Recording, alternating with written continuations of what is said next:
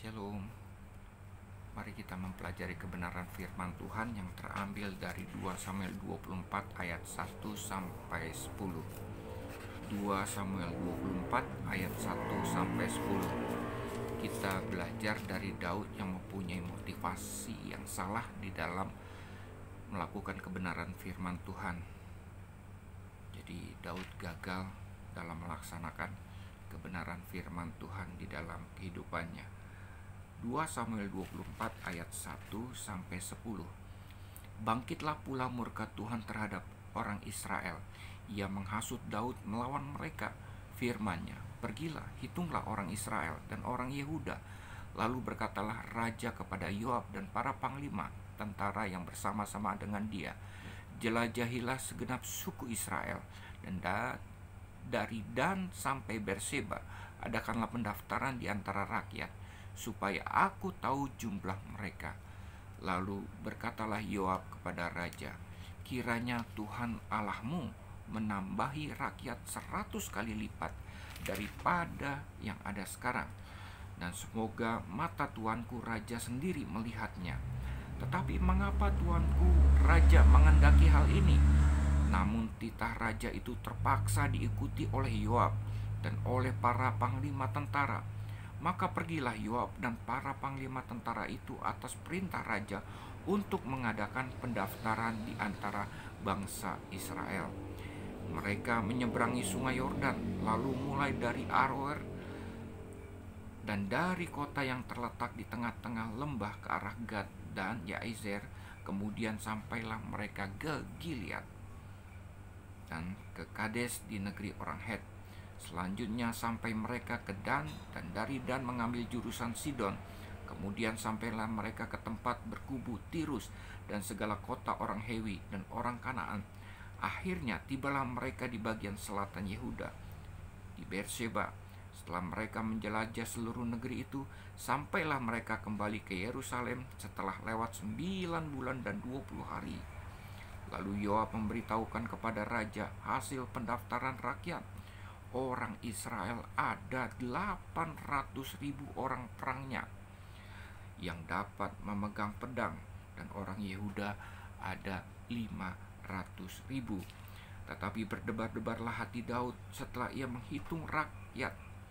Lalu berkatalah Daud kepada Tuhan, aku telah sangat berdosa karena melakukan hal ini. Maka sekarang Tuhan, jauhkanlah kiranya kesalahan hamba-Mu, sebab perbuatanku itu sangat bodoh. Bapak, Ibu, saudara-saudara yang saya kasihi, sering kita dalam melaksanakan kebenaran firman Tuhan, kita taat apa yang Tuhan perintahkan di dalam kehidupan kita sebagai orang-orang percaya. Tapi terkadang kita mempunyai motivasi yang salah. Katakanlah ketika kita memberikan persembahan di dalam sebuah gereja, maka apa yang terjadi? Motivasi kita mengharapkan Tuhan akan menggandakan persembahan kita. Kita akan menuai 30, 60, bahkan 100 kali ganda. Ketika persembahan itu tidak berlipat ganda, atau dengan kata lain ketika kita memberikan persembahan, ternyata bukan berkat yang kita terima, tetapi permasalahan kita pun pada akhirnya tidak memberikan persembahan lagi ke dalam gereja. Demikian juga ketika kita memberikan persepuluhan di dalam gereja, mungkin kita berharap mempunyai motivasi, bukan percaya bahwa apa yang kita berikan ini adalah milik Tuhan, tetapi kita mempunyai motivasi supaya perpuluhan yang kita berikan kepada dalam gereja menutupi atau memagari keberadaan kita, sehingga kekayaan kita, berkat yang kita terima tidak dimakan oleh belalang pelahap. Itu adalah motivasi yang salah dalam memberi dan memberikan persembahan dan memberikan persepuluhan, Bapak Ibu. Nah, hari ini kita belajar dari Daud yang juga taat kepada Tuhan, tetapi ternyata dia mempunyai motivasi yang salah. Tuhan menyuruh untuk menghitung jumlah kekuatan daripada bangsa Israel pada saat itu. Orang Israel dan orang Yehuda disuruh hitung berapa jumlahnya. oleh Tuhan. Dan Daud pun taat melakukan itu. Daud menghitung jumlah orang Israel dan orang Yehuda, dan dijumpai orang Israel didapati sebanyak 800.000 orang yang bisa berperang dan memegang pedang.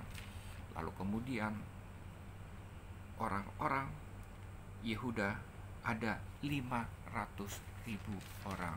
Jadi jumlahnya total 1,3 juta orang yang siap berperang. Bapak Ibu, saudara-saudara yang saya kasih, Daud sudah melaksanakan apa yang Tuhan perintahkan. Tuhan mau suruh mengadakan sensus.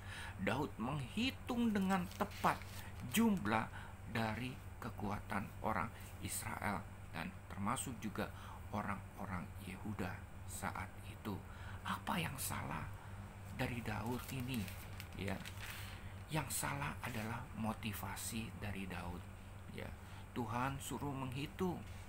Sudah barang tentu Tuhan menginginkan Daud melihat kekuatannya, dan setelah itu dia mengucap syukur. Itu motivasi yang seharusnya dimiliki oleh Daud.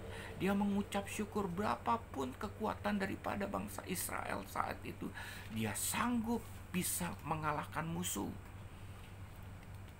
Oleh karena Tuhan, bukan oleh karena banyaknya jumlah dari tentara orang Israel dan Yehuda dalam menghadapi musuh. Tuhanlah yang berperang. Seharusnya dalam situasi begini, ya, Daud tahu, sadar bahwa Tuhanlah yang memberikan kemenangan untuk mereka. Seharusnya motivasinya Daud mengucap syukur untuk setiap apa yang Tuhan lakukan di dalam kehidupannya. Tetapi apa yang terjadi? Daud mempunyai motivasi yang salah. Dia bangga, dia menyombongkan kekuatan yang dimiliki oleh bangsa Israel pada saat itu. Bapak Ibu, Daud lupa bahwa kemenangan demi kemenangannya adalah datangnya dari Tuhan, bukan oleh besarnya jumlah kekuatan militer orang Israel pada saat itu. Inilah motivasi yang salah. Bapak Ibu, ayat 10 dikatakan, tetapi berdebar-debarlah hati Daud setelah ia menghitung rakyat. Bapak Ibu, Daud adalah orang yang dekat dengan Tuhan, orang yang dipakai oleh Tuhan. Saudara dan saya adalah orang-orang yang dekat dengan Tuhan, orang-orang yang percaya kepada Tuhan. Saya percaya sama seperti Daud, ketika kita bersalah kepada Tuhan atau ketika kita berdosa kepada Tuhan, maka Tuhan akan memberikan warning dalam hati kita. Sama seperti Daud, kita pun juga akan berdebar-debar ketika kita melakukan kesalahan, ketika kita berdosa terhadap Tuhan. Kalau kita dalam melakukan dosa, kita tidak mengalami apa-apa, ada perasaan tenang, ada perasaan damai sejahtera. Padahal kita melakukan dosa di dalam kehidupan kita. Ini artinya roh Tuhan tidak bekerja di dalam kehidupan kita. Kita tidak hidup di dalam anugerah Tuhan. Kita tidak tahu bahwa apa yang kita lakukan adalah dosa. Tetapi kalau di dalam hati kita ada warning, ada perasaan berdebar-debar seperti Daud, ini artinya anugerah Tuhan masih bekerja di dalam kehidupan kita, Bapak Ibu. Dan kita adalah milik Tuhan. Itu yang terjadi pada Daud. Bapak Ibu, saudara-saudara yang saya kasihi, kita adalah orang-orang percaya yang taat kepada Tuhan, yang mau melakukan oleh perintah Tuhan. Oleh karena roh Tuhan bekerja di dalam kehidupan kita, percayalah, apa yang kita lakukan akan menyenangkan hati Tuhan kalau motivasi kita selalu benar di hadapan Tuhan, yakni motivasi mengucap syukur untuk setiap keadaan yang kita alami di dalam kehidupan kita.